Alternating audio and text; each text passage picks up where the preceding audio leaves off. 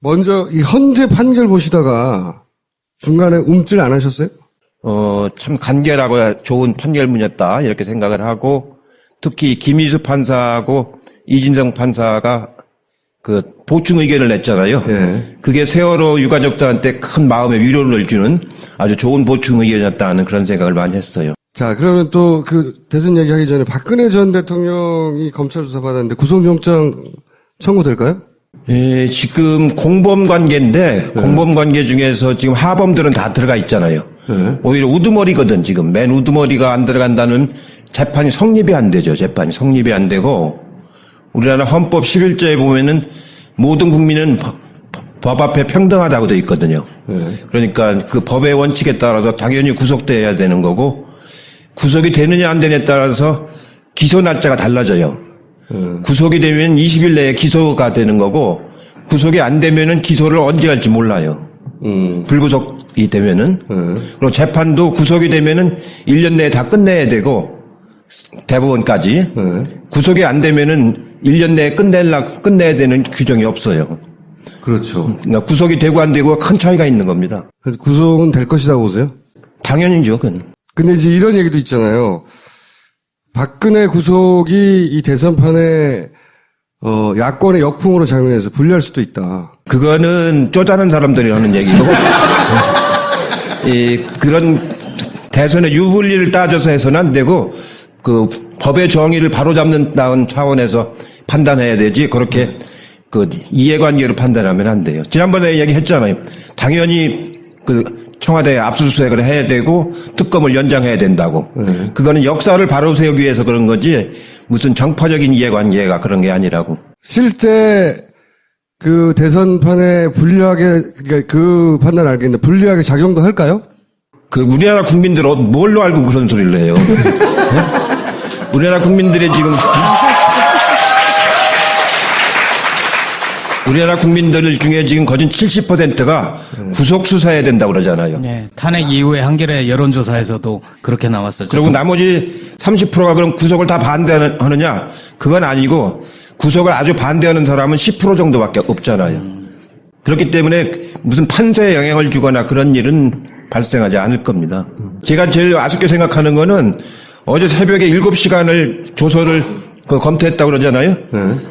세월호 7시간을 그렇게 하지. 네? 네? 네?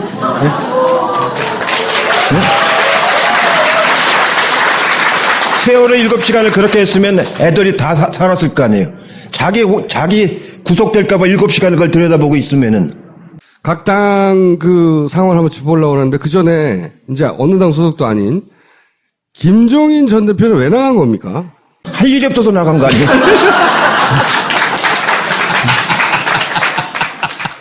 할 일이 없으니까. 네. 본인이 나가시면서 더불어민주당에서 할 일이 없다고 그랬잖아요. 근데 자기의 정치적인 영향력 이런 걸 생각을 하면 민주당에 남아서 뭔가 사부작사부작 하는 게 훨씬 더 낫지 않았을까요? 이 정당은 자기 이해관계를 찾아다니는 사람 치고 잘 되는 사람 못 봤어요.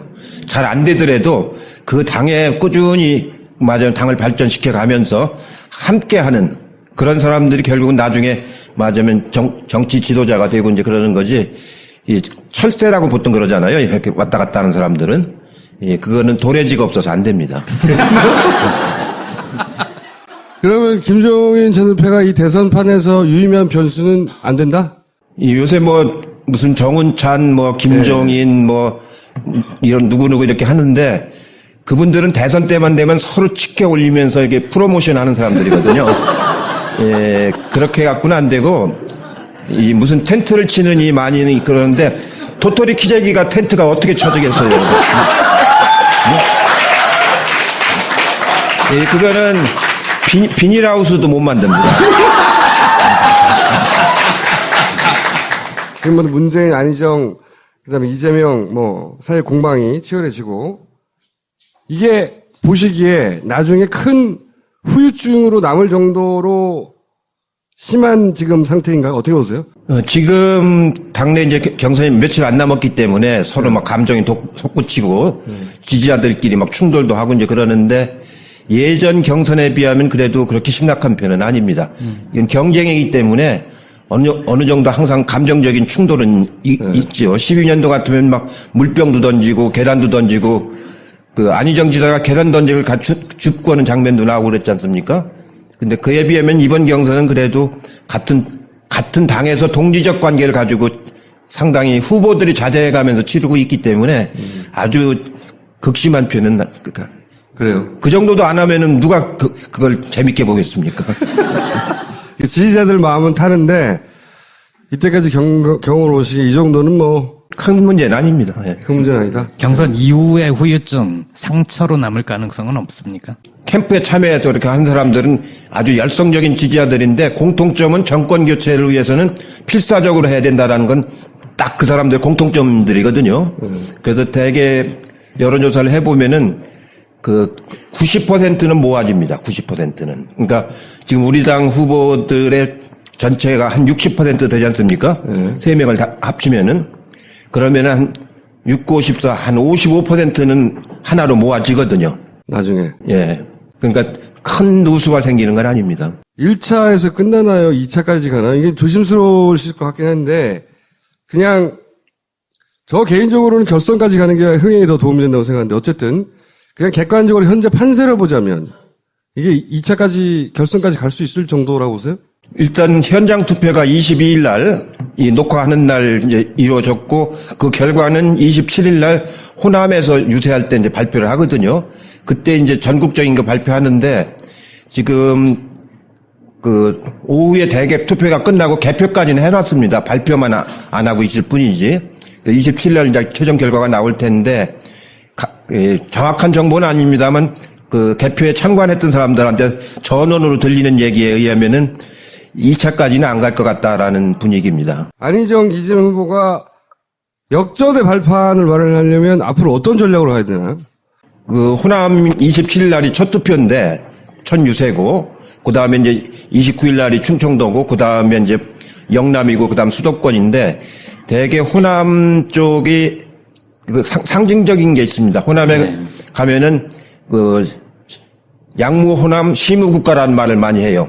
호남이 없으면 나라가 있겠느냐 이런 자부심을 가지고 이제 그 사람들이 이제 상당히 그 자랑스럽게 얘기를 하는데 아마 특히 우리 당은 그 기반이 언제 강해서 27일 날 호남에서 나오는 결과를 보면은 마지막 결과까지 그 짐작을 할 수 있을 겁니다. 호남에 올인해야 되는 거네요. 실제로 새 후보가 지금 다 호남 쪽에 올인을 하고 있죠. 자, 하나만 한 얘기였고요. 홍준표 도지사는 어떻게 평가하십니까?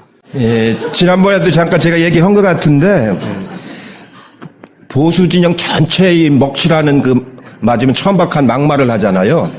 그래갖고는 공직을 할 만한 사람이 못 되고 이미 공직에서 한번 퇴출 당해본 사람입니다. 1999년으로 제가 기억하는데 국회의원 선거 당선됐다가 선거법 위반으로 국회의원 자격이 상실됐던 사람 아닙니까? 그래서 미국 가서 이명박을 만났죠. 예, 공직에서 한번 퇴출된 사람은 다시 공직에 못 들어오게 해야지 또 들어와가지고 지금 대법 재판을 받고 있잖아요.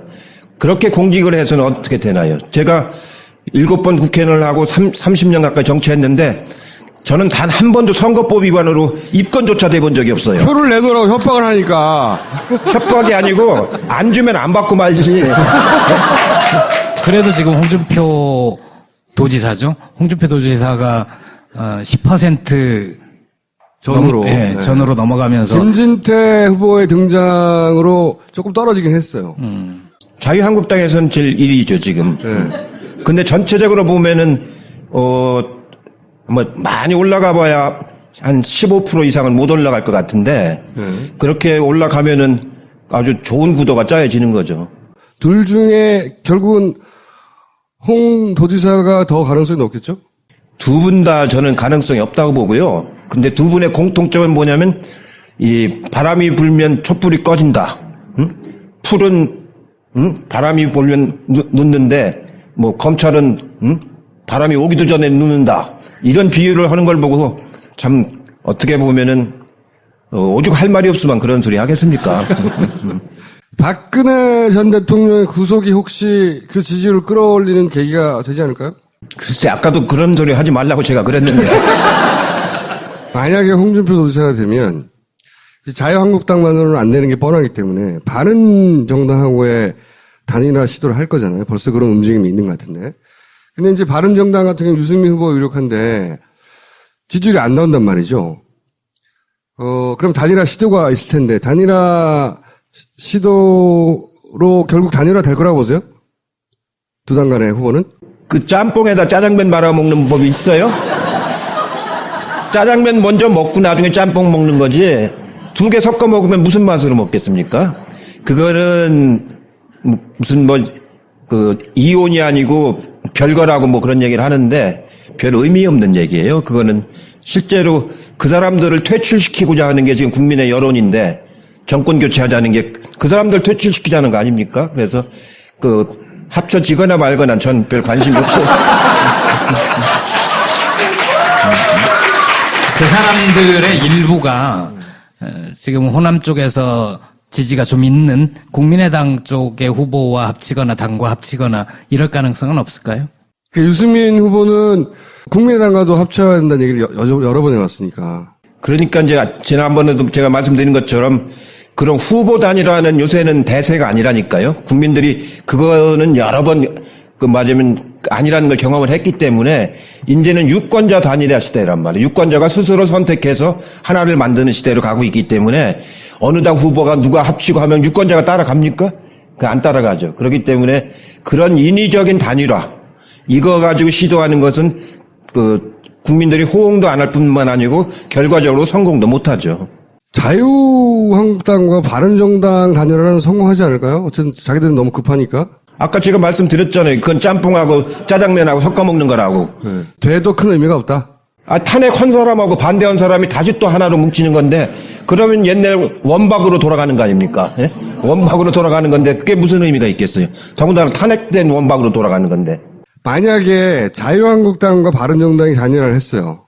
현재 그 가능성이 더 높은 건 이제 홍준표인데 지지율 상으로는 홍준표하고 바른정당 아니 국민의당은 안 할 것 같거든요. 안 하죠. 예. 안 할 것 같은데 순서를 바꿔서 바른정당이 안철수 후보가 먼저 했어요.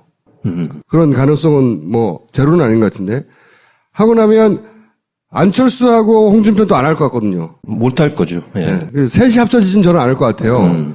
이쪽을 합쳐지냐 저쪽을 합쳐질 것 같은데 지금 분위기로는 바른정당하고 자유한국당 원래 한 식구였으니까 이게 먼저 일어날 것 같거든요. 이게 일어나면 그럼 전체 이번 대선 구도는 대략 4당 구도로 갈까요? 그럴 가능성이 높죠. 사당 구도로. 4당 구도?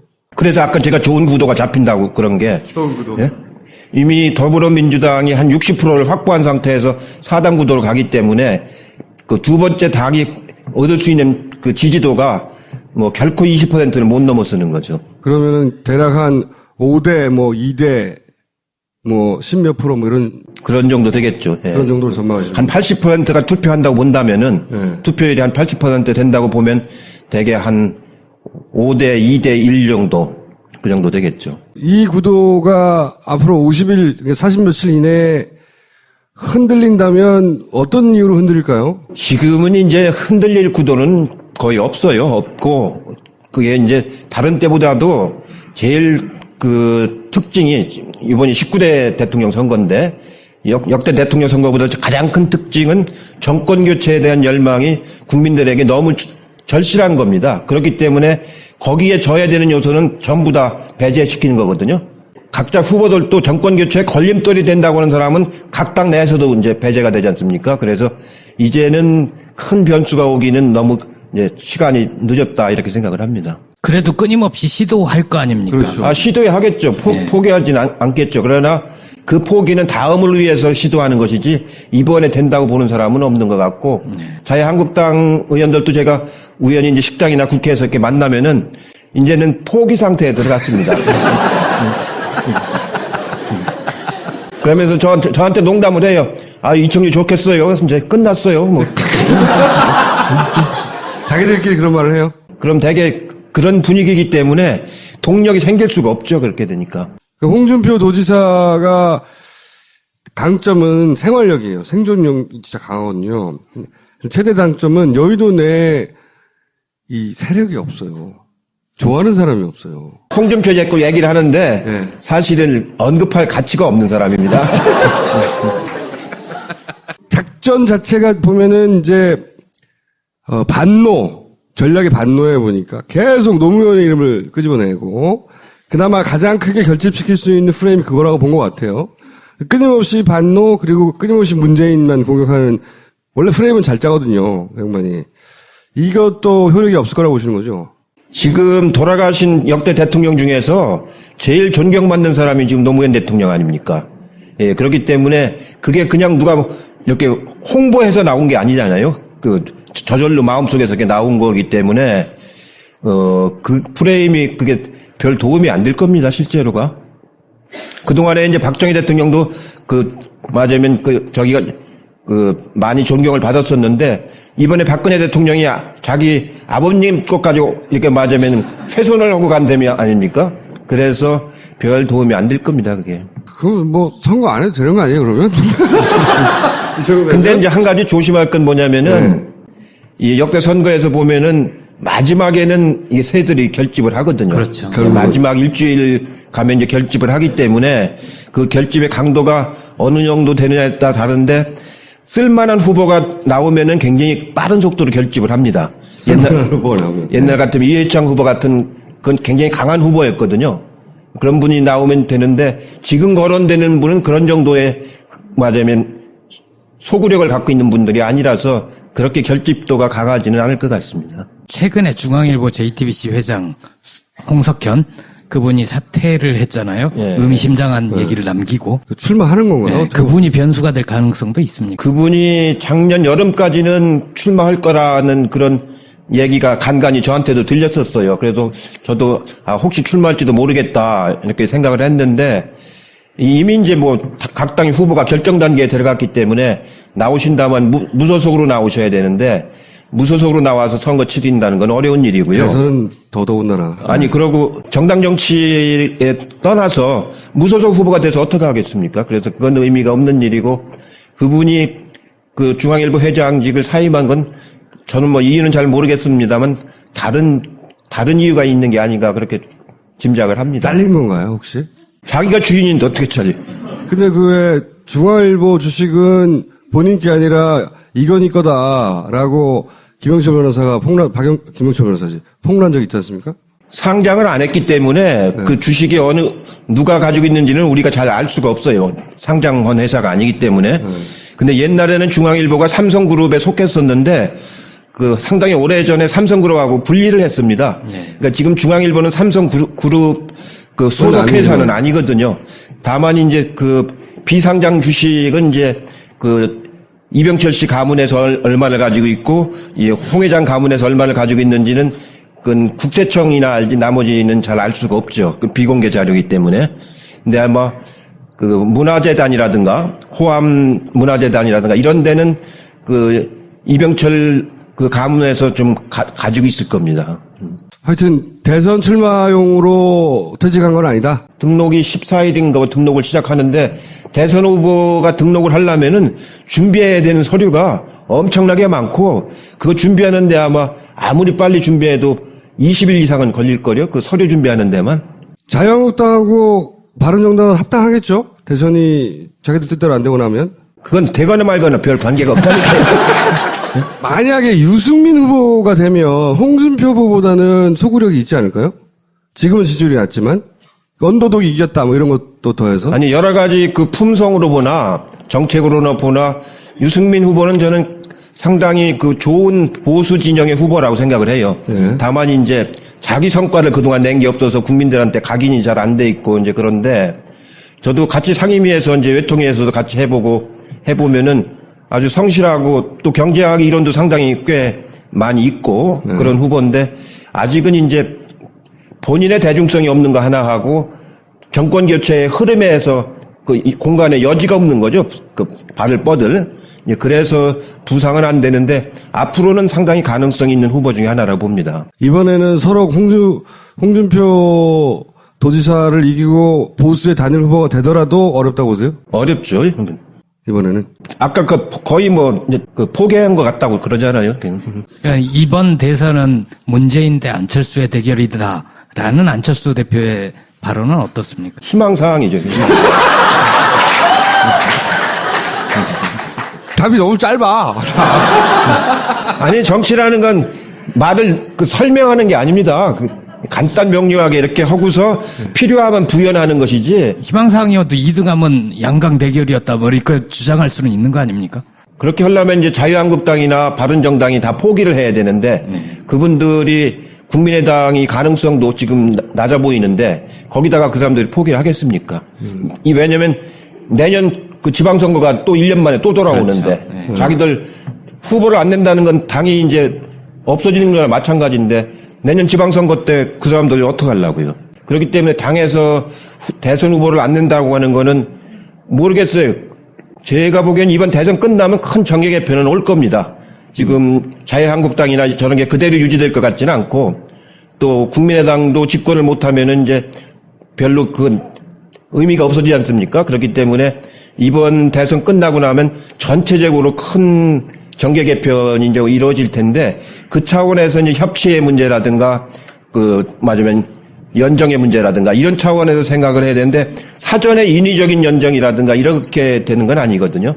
제가 보기엔 국회 선진화법이 있어서 다수가 있어야 되는 건 사실이에요. 그러나 그 다수라고 하는 것이 뭐 꼭 180석 있어야 되는 건 아니고 사안에 따라서 이제 서로 간에 협치를 하게 되는 그런 그 국회 운영을 이제 하게 되리라고 봅니다. 그러면 결국 대선이 이 구도대로 끝나고 나면 크게 다시 거의 양당 구도 비슷하게 갈 수도 있겠네요. 정의당은 물론 있긴 하지만. 거의 이제 양당으로 갈 가능성이 높고 이제 개헌 논의가 시작될 거 아닙니까? 이번 이제 대선이 끝나고 나면은 각 당이 전부 내년 지방선거 때 개헌하자는 소리는 공통으로 이제 나오고 있기 때문에 그리고 국회 개헌특위가 지금 돌아가고 있기 때문에 아마 5월 선거가 끝나고 나면은 바로 이제 하반기부터는 이제 개헌 논의가 본격적으로 이루어질 거기 때문에 개헌 논의를 할 때 내각제로 할 거냐 아니면 분권형 대통령제를 할 거냐 이런 국가 권력의 형태를 어떻게 하느냐에 따라서 맞으면 각 당의 흐름들이 나오기 때문에 그거에 맞춰서 전반적인 정계 개편 논의가 이루어질 가능성은 상당히 높죠. 남은 변수도 없고 이대로 가는 것이고 그리고 자유한국당과 바른당이 단일화를 하든 말든 신경 쓸 것도 없고 예. 그럼 앞으로 나오실 필요가 없잖아요. 스스로 실수해서 망하는 수도 있거든요. 그렇기 때문에 마지막까지 아주 예의. 근데 오늘 긴장 다 풀어주셨잖아요. 아니 요즘에도 막 말 실수들을 하지 않습니까? 네. 그 하나하나가 가랑비에 옷 젖어가지고 나중에 이제 뒤집어지는 수가 생겨서 예, 오늘도 제가 의원들하고 아까 점심을 하면서 제발 좀 말 좀 도드라지게 하지 말아라. 말 도드라지게 하다가 자꾸 화를 미치는 수가 있다. 그러고 이제 그 텔레비 토론 같은 거 하다가 뭐랄까 좀 이렇게 도드라진 말을 한다거나 자기가 정제되지 않은 말을 하면은 그게 이제 불씨가 돼가지고 이제 또 새로운 상황이 발생하는 수도 있고 그렇거든요. 실수를 최소화해야 되는 게 중요하군요. 지금부터는. 실수보다도 하여튼 예기치 않은 상황이 발생하지 않도록. 왜냐면 자기의 주장은 해야 되기 때문에 입장은 있어야 됩니다. 그렇다고 입장 없이 우물우물 그냥 그래서는 안 되고 입장은 분명히 하되 맞으면 큰 변수가 안 되도록 그렇게 관리를 해 나가는 게 중요한 거죠. 그러니까 제가 이제 기획본부장을 할 적에 보면은 일일이 전부 다 그날의 행동 반경하고 말씀 자료 그거를 만들어내는 것이 제일 중요한 일이고 그대로 안 지키면 후보한테 막 뭐라 해요. 이렇게. 혼자 즉흥적으로 말하지 말으라고. 왜냐면 그건 벌써 며칠 전부터 정리해갖고 만든 워딩인데 즉흥적으로 말하다 보면은 잘못 전달되는 수도 있고 그렇거든요. 그때 노무현 대통령 때 맨 마지막 날 정몽준 후보가 단일화 철회했지 않습니까? 그런 수도 생긴단 말이죠. 전혀 예상치 않았는데 밤 8시에 내일이 선거인데 오늘 밤 8시에 단일화 철회한다고 해가지고 막 난리가 났었는데 그때 우리가 한 5% 6% 이기고 있었습니다. 근데 그렇게 난리가 나는 바람에 그 다음날 아침에 출구조사를 해보니까 지고 있어요, 노무현 후보가. 네. 지고 있는데 막 네티즌들이 막 요새로 말하면 SNS죠. 그때는 인터넷으로 막 이렇게 해가지고 오후 2시에 들어가니까 역전이 되더라고요. 그 나중에 이제 KT 사장한테 얘기를 들어보니까 KT 전화가 2천만 건이 19일 날 통화가 됐다고 하더라고요. 그게 선거 하루 전날도 발생하는 겁니다. 그게. 마지막까지 긴장을 놓치지 말아야 된다. 삼실입니다. 삼실. 늘 제가 정치하면서 주장을 하는 건데 진실한 마음을 가져야 돼요. 정치라고 하는 건 이 공적인 분야 아닙니까? 공적인 분야라서 진실한 마음을 가져야 되고 성실한 태도를 가져야 돼요. 성실한 태도로 해야 되고 절실한 심정으로 해야 돼요. 아주 절실한 심정으로.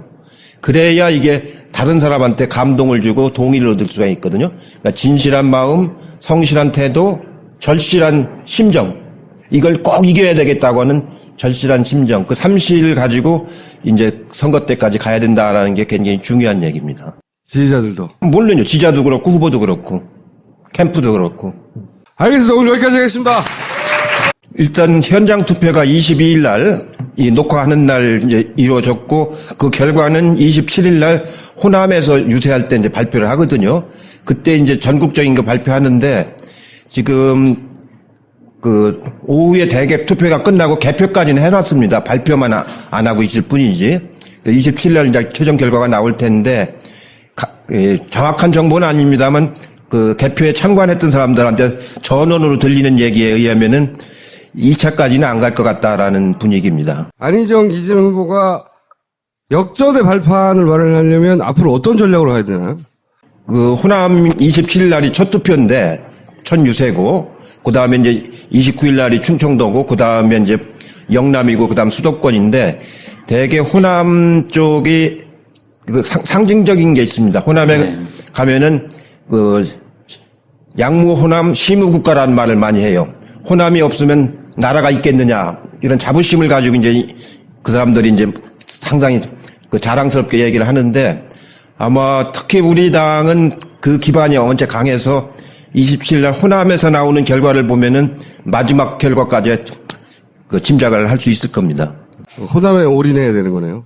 실제로 새 후보가 지금 다 호남 쪽에 올인을 하고 있죠. 자, 하나만 한 얘기였고요. 홍준표 도지사는 어떻게 평가하십니까? 예, 지난번에도 잠깐 제가 얘기한 것 먼저 이 헌재 판결 보시다가 중간에 움찔 안 하셨어요? 참 간결하고 좋은 판결문이었다, 이렇게 생각을 하고, 특히 김희수 판사하고 이진성 판사가 그 보충 의견을 냈잖아요. 예. 그게 세월호 유가족들한테 큰 마음의 위로를 주는 아주 좋은 보충 의견이었다는 그런 생각을 많이 했어요. 자, 그러면 또 그 대선 얘기하기 전에 박근혜 전 대통령이 검찰 조사 받았는데 구속영장 청구될까요? 예, 지금 공범 관계인데 공범 관계 중에서 지금 하범들은 다 들어가 있잖아요. 오히려 우두머리거든. 지금 맨 우두머리가 안 들어간다는 재판이 성립이 안 되죠. 재판이 성립이 안 되고, 우리나라 헌법 11조에 보면은 모든 국민은 법 앞에 평등하다고 되어 있거든요. 그러니까 그 법의 원칙에 따라서 당연히 구속돼야 되는 거고, 구속이 되느냐 안 되느냐에 따라서 기소 날짜가 달라져요. 구속이 되면 20일 내에 기소가 되는 거고, 구속이 안 되면은 기소를 언제 할지 몰라요. 불구속이 되면은. 그리고 재판도 구속이 되면은 1년 내에 다 끝내야 되고, 대법원까지. 구속이 안 되면은 1년 내에 끝내야 되는 규정이 없어요.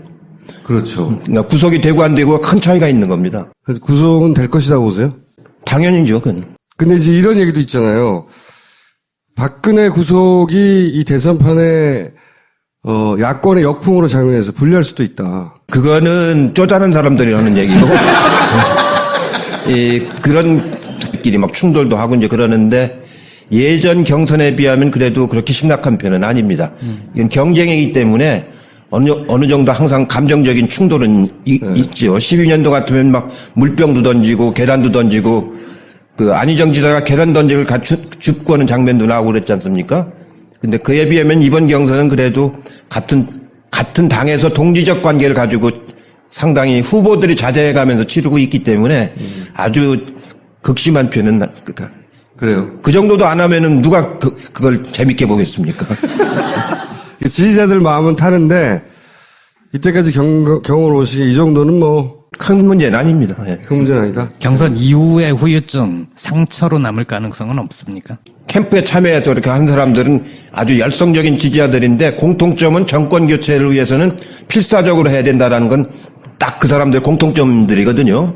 그래서 대개 여론조사를 해보면은 그 90%는 모아집니다. 90%는. 그러니까 지금 우리 당 후보들의 전체가 한 60% 되지 않습니까? 세 명을 다 합치면은 그러면은 한 6, 9, 14, 한 55%는 하나로 모아지거든요. 나중에. 예. 그러니까 큰 누수가 생기는 건 아닙니다. 1차에서 끝나나요? 2차까지 가나요? 이게 조심스러우실 것 같긴 한데, 그냥, 저 개인적으로는 결선까지 가는 게 흥행에 더 도움이 된다고 생각하는데, 어쨌든, 그냥 객관적으로 현재 판세를 보자면, 이게 2차까지, 결선까지 갈 수 있을 정도라고 보세요? 할 일이 없으니까, 예. 본인이 나가시면서 더불어민주당에서 할 일이 없다고 그랬잖아요. 근데 자기의 정치적인 영향력 이런 걸 생각을 하면 민주당에 남아서 뭔가 사부작 하는 게 훨씬 더 낫지 않았을까요? 이 정당은 자기 이해관계를 찾아다니는 사람 치고 잘 되는 사람 못 봤어요. 잘 안 되더라도 그 당에 꾸준히 맞아요. 당을 발전시켜 가면서 함께하는 그런 사람들이 결국은 나중에 맞으면 정치 지도자가 되고 이제 그러는 거지. 이 철새라고 보통 그러잖아요. 이렇게 왔다 갔다 하는 사람들은. 예, 그거는 도래지가 없어서 안 됩니다. 그러면 김종인 전 대표가 이 대선판에서 유의미한 변수는 안 된다? 이 요새 뭐 무슨 정운찬 뭐 김종인 뭐 이런 누구누구 이렇게 하는데 그분들은 대선 때만 되면 서로 치켜 올리면서 이렇게 프로모션 하는 사람들이거든요. 예, 그렇게 갖고는 안 되고 이 무슨 텐트를 치는 이 많이는 그러는데 도토리 키재기가 텐트가 어떻게 쳐지겠어요. 예, 그거는 비닐하우스도 못 만듭니다. 지금 뭐 문재인, 안희정, 그다음에 이재명 뭐 사회 공방이 치열해지고 이게 보시기에 나중에 큰 후유증으로 남을 정도로 심한 지금 상태인가요? 어떻게 보세요? 지금 당내 이제 경선이 며칠 안 남았기 때문에 서로 막 감정이 솟구치고 지지자들이 대선의 유불리를 따져서 해서는 안 되고 그 법의 정의를 바로잡는다는 차원에서 판단해야 되지 그렇게 그 이해관계로 판단하면 안 돼요. 지난번에 얘기했잖아요. 당연히 그 청와대에 압수수색을 해야 되고 특검을 연장해야 된다고. 그거는 역사를 바로 세우기 위해서 그런 거지 무슨 정파적인 이해관계가 그런 게 아니라고. 실제 그 대선판에 불리하게 그러니까 그 판단 알겠는데 불리하게 작용도 할까요? 그 우리나라 국민들은 뭘로 알고 그런 소리를 해요? 네? 우리나라 국민들의 지금 우리나라 국민들 중에 지금 거진 70%가 구속 수사해야 된다고 그러잖아요. 네, 탄핵 이후에 한겨레 여론조사에서도 그렇게 나왔었죠. 그리고 나머지 30%가 그럼 구속을 다 반대하느냐? 그건 아니고 구속을 아주 반대하는 사람은 10% 정도밖에 없잖아요. 그렇기 때문에 무슨 판세에 영향을 주거나 그런 일은 발생하지 않을 겁니다. 제가 제일 아쉽게 생각하는 거는 어제 새벽에 7시간을 조서를 검토했다고 그러잖아요. 세월호 7시간을 그렇게 하지. 네? 네? 네? 세월호 7시간을 그렇게 했으면 애들이 다 살았을 거 아니에요. 자기 구속될까봐 7시간을 그걸 들여다보고 있으면은. 각 당 그 상황을 한번 짚어보려고 하는데 그 전에 이제 어느 당 소속도 아닌 김종인 전 대표는 왜 나간 겁니까? 할 일이 없어서 나간 거 아니에요?